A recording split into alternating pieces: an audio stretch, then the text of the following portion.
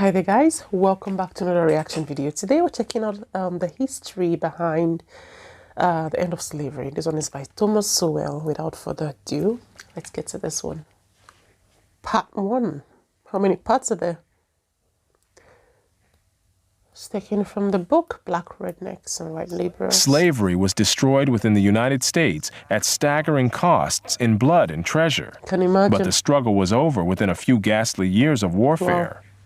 Nevertheless, the Civil War was the bloodiest war ever fought in the Western Hemisphere, and more Americans were killed in that war than in any other war in the country's history.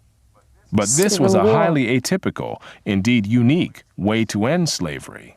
In most of the rest of the world, unremitting efforts to destroy the institution of slavery went on for more than a century, on 1,000 shifting fronts, and in the face of determined and ingenious efforts to continue the trade in human beings. Within the British Empire, the abolition of slavery was accompanied by the payment of compensation to slave owners for what was legally the confiscation of their property. This cost the British government £20 million, a huge sum in the 19th century, about 5% of the nation's annual output. 5%, a whole 5% of the nation's output.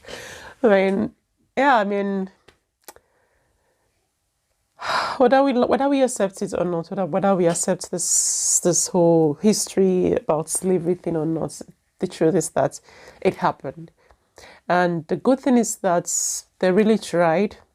They tried to put an end to it. I mean, you can see the efforts. Even though it's wrong that they did it to begin with. Buying other people as a form of investment. Even saying that out loud just rings differently to my ear. I don't know what this is. So yeah, they got compensated because it's an investment. They invested in human lives. They invested in buying slaves to sell to other slaves owners. You know, and if they're going to tell them to not do this anymore, since it's their property. Jeez, it's so wrong with saying that out loud. Because it's their properties, they got compensated with a lot of money. Why didn't America just do that? A similar plan to have the federal government of the United States buy up the slaves and then set them free was proposed in Congress, but was never implemented. The costs of emancipating the millions of slaves in the United States would have been more than half the annual national output, but still less than the economic costs of the Civil War, quite aside from the cost in blood and lives, and a legacy of lasting bitterness in the South, growing out of its defeat and the widespread destruction it suffered during that conflict. While the British could simply abolish slavery in their Western Hemisphere colonies, they faced a more daunting and longer-lasting task of patrolling the Atlantic off the coast of Africa, in order to prevent slave ships of various nationalities from continuing to supply slaves illegally. Even during the Napoleonic Wars, Britain continued to keep some of its warships on patrol off West Africa. Moreover, such patrols likewise tried to interdict the shipments of slaves from East Africa through the Indian Ocean, the Red Sea, and the Persian Gulf. Brazil capitulated to British demands that it end its slave trade after being publicly humiliated by British warships that seized and destroyed slave ships within Brazil's own waters. In 1873, 2 British cruisers appeared off the coast of Zanzibar and threatened to blockade the island unless the slave market there shut down. It was shut down. It would be hard to think of any other crusade pursued so relentlessly for so long by any nation at such mounting costs without any economic or other tangible benefit to itself. These costs included bribes paid to Spain and Portugal to get their cooperation with the effort to stop the international slave trade, and the costs of maintaining naval patrols and of resettling freed slaves, not to mention dangerous frictions with France and the United States, among other countries. Captains of British warships who detained vessels suspected of carrying slaves were legally liable if those vessels turned out to have no slaves on board. The human costs were also large. The heavy drain, physical and mental, in keeping squadrons on the East African coast was reflected in the loss of 282 officers and men in the 10 years 1875 to 1885. And this did not include those invalidated home. Naval personnel, racked by fever, sunstroke, and dysentery, were forced to retire prematurely and live on a small pittance. The cost of upkeep of the squadron over the 20 years prior to 1890 was estimated at 4 million sterling, and this did not take into account the large amount of work imposed on consular and judicial staff at Zanzibar in trying cases and dealing with reports, etc. Even so, the results were slow in coming. More streamlined slave ships were designed in hopes of being able to outrun the ships of the Royal Navy in the Atlantic. Nevertheless, the dogged persistence of the British eventually reduced the shipment of slaves across the Atlantic and across the waters of the Islamic world. Although the French flag was for many years widely used as protection from the boarding of ships on the high seas by the British Navy, even by slave traders who were neither French nor authorized to fly the French flag, eventually France itself turned against slavery, outlawed the institution, and sent some of its own warships to patrol the Atlantic off the coast of Africa to intercept and deter the shipment of slaves to the Western Hemisphere. The American flag was likewise so used, and the United States, like France, eventually turned against the slave trade and sent warships to join the Atlantic patrols to interdict slave shipments.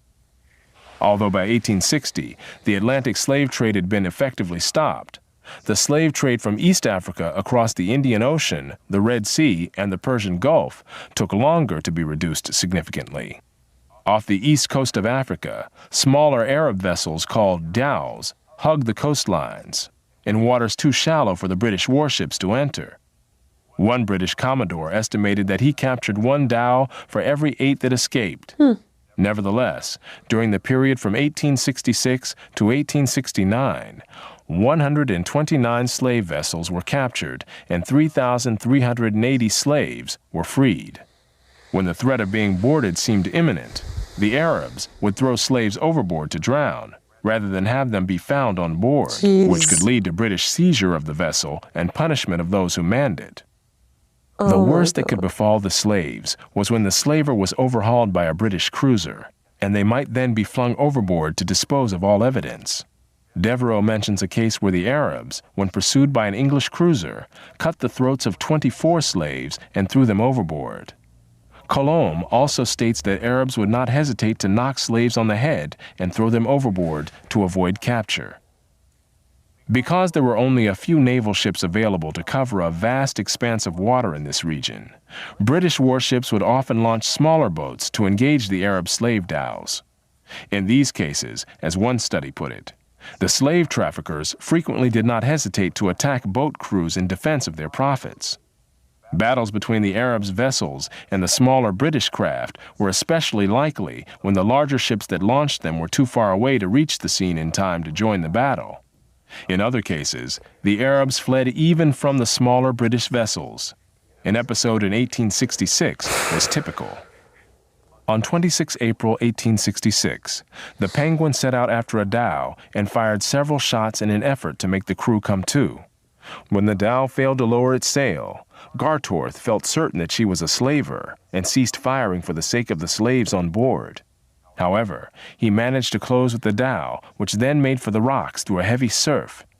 By the time the ship's boats could be lowered to follow, the Arab crew had fled, but the pounding surf made any attempt by the slavers to salvage the human cargo too dangerous. To their horror, the boat crew found that they too could not reach the dhow, which was rapidly filling with water, drowning the slaves. The boat officer decided that he could not risk coming in close to the dhow, but several of the crewmen of the cutter recklessly dived in and swam through the surf to the dhow. In a remarkable display of courage, the sailors managed to bring 28 of the slaves back to the boat. Whoa. But the dhow appeared to have had more than 200 slaves on board, and most died in the pounding waves. In another episode, the Arabs' ruthlessness toward the slaves was further revealed. When the Daphne's cutter captured a dhow with 156 slaves on board, many were found to be in the final stages of starvation and dysentery. One woman was brought out of the dhow with a month-old infant in her arms. The baby's forehead was crushed, And when she was asked how the injury had happened, she explained to the ship's interpreter that as the boat came alongside, the baby began to cry. One of the dowmen, fearing that the sailors would hear the cries, picked up a stone and crushed the child's head. Oh my God. This was not a unique act. British missionary and explorer David Livingstone related a similar incident on land. One woman, who was unable to carry both her load and young child, had the child taken from her and saw its brains dashed out on a stone. Dr. Livingstone also reported having nightmares for weeks after encountering Arab slave traders and their victims. Jeez. Jeez.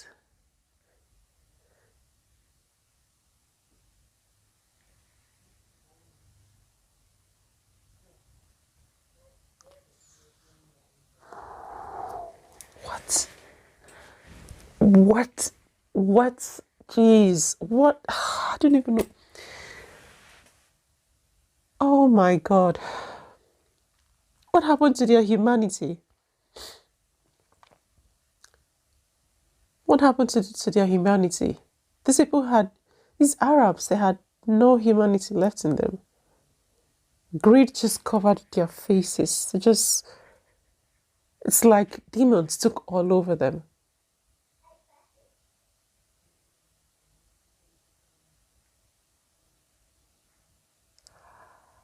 How can somebody be so inhumane as to take a stone to bash the head of a child? Because you do not want to be caught for doing something illegal, you took these people from their homes illegally, even though it's not legal anymore, even though they've told you, no, don't do this anymore. You went to their homes and took them, starved them, as if that was not enough. Just so you would not be caught, you took a child who was crying, who was tired, and you bashed his head in front of its mother.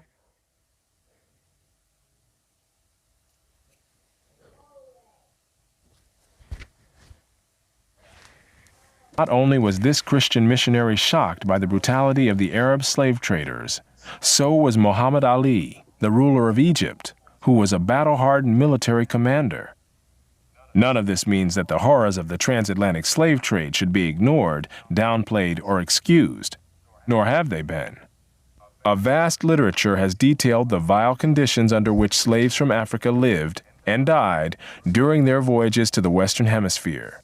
But the much less publicized slave trade to the Islamic countries had even higher mortality rates en route, as well as involving larger numbers of people over the centuries, even though the Atlantic slave trade had higher peaks while it lasted. By a variety of accounts, most of the slaves who were marched across the Sahara toward the Mediterranean died on the way. While these were mostly women and girls, the males faced a special danger: castration, to produce the eunuchs in demand as harem attendants in the Islamic world. Because castration was forbidden by Islamic law, the operation tended to be performed, usually crudely, in the hinterlands, before the slave caravans reached places within the effective control of the Ottoman Empire. The great majority of those operated on died as a result. But the price of eunuchs was so much higher than the price of other slaves that the practice was still profitable on net balance. The British Governor-General of the Sudan, C.G. Gordon, estimated that between 1875 and 1879, from 80,000 to 100,000 slaves were exported through his region. General Gordon imposed the death penalty on those convicted of castrating slave men to market them as eunuchs. His attempt to stamp out slave trading in the Sudan cost him his own life as an opposing army, raised and led by Muhammad Mahad, defeated his troops at Khartoum in 1885 and killed Gordon, after which the slave trade flourished again. British control in the region was firmly re-established in 1898 by the crushing victory of troops led by Lord Kitchener at Omdurman, and including a young officer named Winston Churchill. On the issue of slavery, it was essentially Western civilization against the world. At the time, Western civilization had the power to prevail against all other civilizations. That is how and why slavery was destroyed as an institution in almost the whole world. But it did not happen all at once or even within a few decades. When the British finally stamped out slavery in Tanganyika in 1922, it was more than half a century after the Emancipation Proclamation in the United States, and vestiges of slavery still survived in parts of Africa into the 21st century.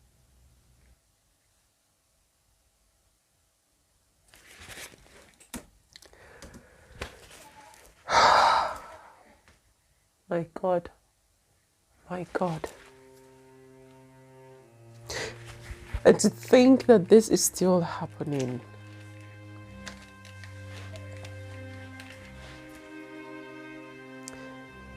To think that this is still happening till this very day as I speak. To think that people are still seeing these things happen to them, happen in front of them, having their children, their kids, their babies' head bashed. Having to watch the gruesome way other people are being treated.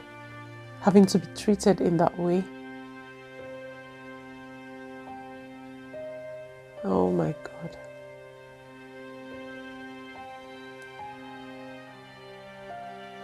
Oh my God.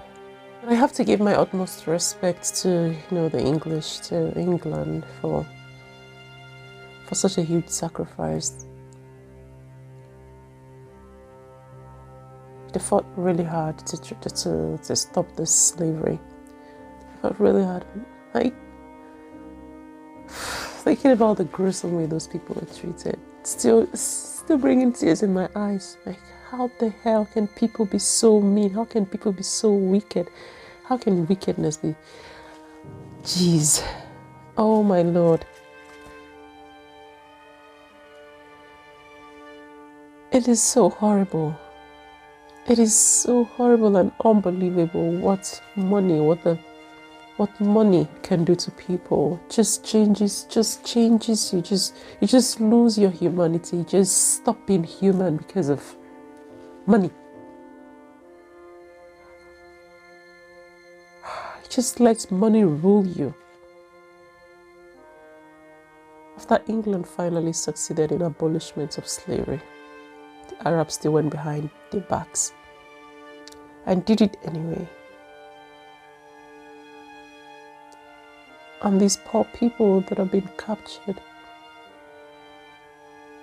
being killed, being thrown in the ocean just not to be caught, drowned in there,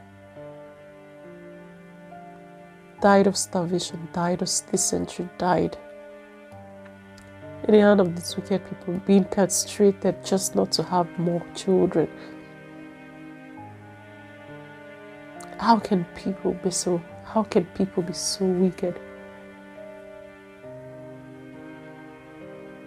How can people be so wicked? They do not even try to put themselves in the shoes of these slaves, of these people they've captured. They do not even try to imagine what it must feel, what it must be like for them or their families. They're just concerned about their stomachs, their pockets. How can people be so wicked? The heart of man is indeed wicked. I hope this fight to end slavery never ends until people are really free. Because up to date, people are still going through this. Children are still going through this.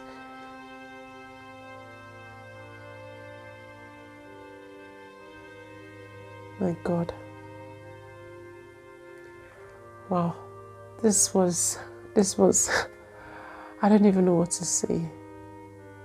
I'm completely speechless now. Thank you for watching the video. I really hope you found this as interesting as I did. I really hope you enjoyed it. If you did, do not hesitate to give me a big fat thumbs up. Consider hitting the subscribe button as well, and I'll see you guys in my next video. Until then, stay safe, be kind, and bye.